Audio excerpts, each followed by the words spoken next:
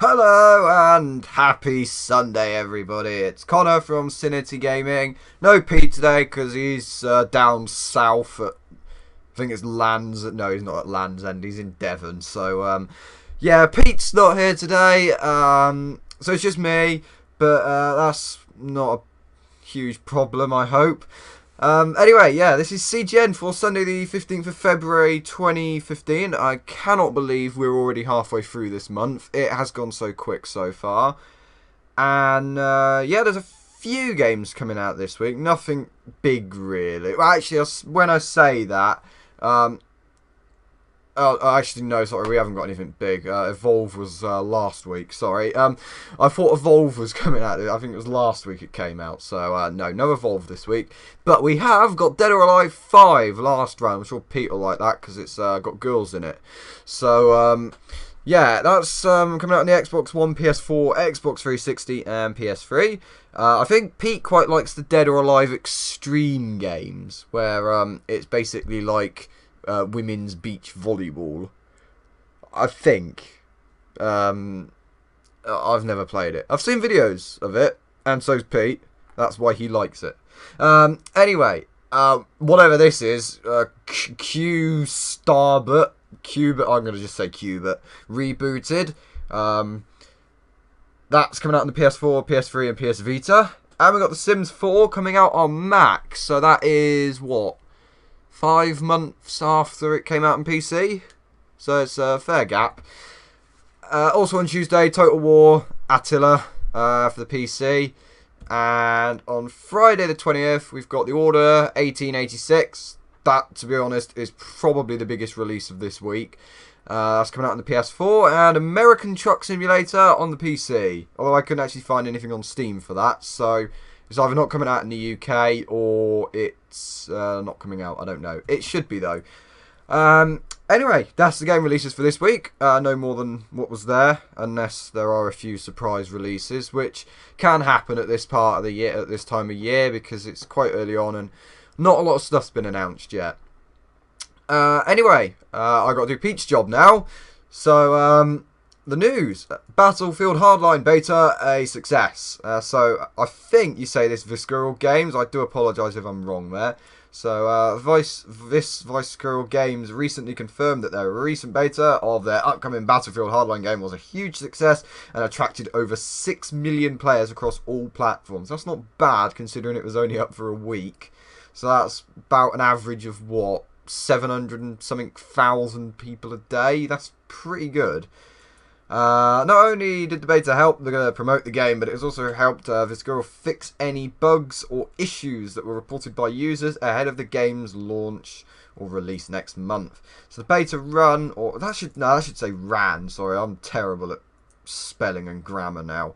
The beta ran between the 3rd of February and 9th of February, and the full game is due to launch on 17th of March in the US and the 19th of March in Europe.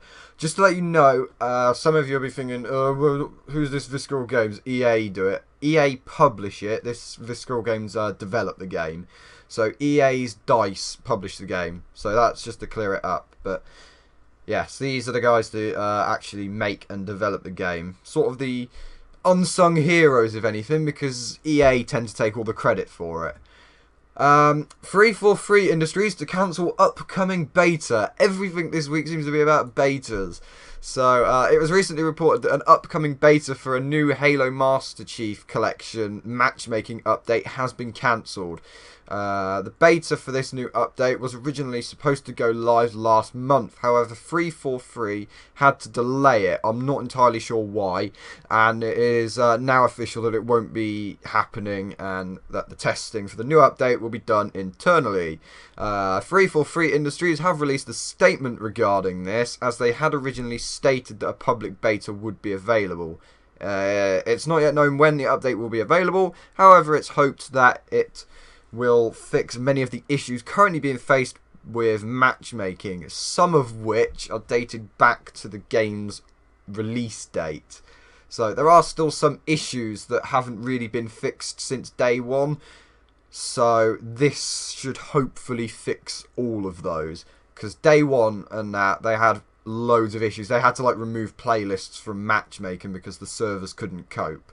So hopefully after this update they've all been sorted. However, I have to admit, to be fair, I haven't really played matchmaking on Halo Master Chief Collection. I have played a little bit, but not much.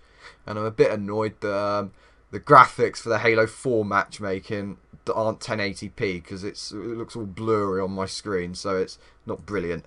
But yeah, I can't really complain about that. Anyway, Titanfall 2 is probable. So EA recently hinted, that a Titanfall 2 may be in the works after they stated that a sequel to the game is probable, which to me seems like it's gonna happen. Titanfall, which launched on Xbox One and Xbox 360 last year, was launched as an Xbox exclusive, and an EA executive stated that if Titanfall 2 does happen, it would be opened up to PlayStation 2. Nothing regarding the sequel to Titanfall has officially been announced by EA, nor its developers Respawn Entertainment. But if it does happen, we do not yet know when it may be released or whether it will incorporate a single-player campaign that Titanfall did not have. That actually surprised me when I saw that it didn't have a single-player campaign. It did have a campaign, as far as I read. I haven't played Titanfall, but yeah, I read it has a campaign, but it's incorporated into multiplayer. So that's a bit odd since most first-person shooters do have a single-player campaign. If it's like COD, it always has a single-player campaign. And to my knowledge, I don't think they've ever had a multiplayer campaign in COD. COD, you should... Activision and Infinity Ward, Sledgehammer and Treyarch and whoever develops it now, take that on board. It might help improve it a bit. I'm not sure it will, but it might do. I mean, the Infinity Ward games sometimes have like Spec Ops in them, but to be fair, they're only 2-player, and also if it's supposed to be like a storyline, they're not very long missions. Some of them take like 2 minutes. So yeah, that would be quite nice to have in COD, I think. It might actually sort of regenerate the game or bring it back to life, because it kind of needs something new. Anyway, that's CGN for Sunday the 15th of February. I hope I haven't bored you to death. And Pete should be back next week, but again, don't put bets on it, because I can't predict where or when he'll be here, so or where he'll be. He just seems to have a mind of his own with where he wants to go. Anyway, that's it for CGN, and I'll see you next time. Bye-bye.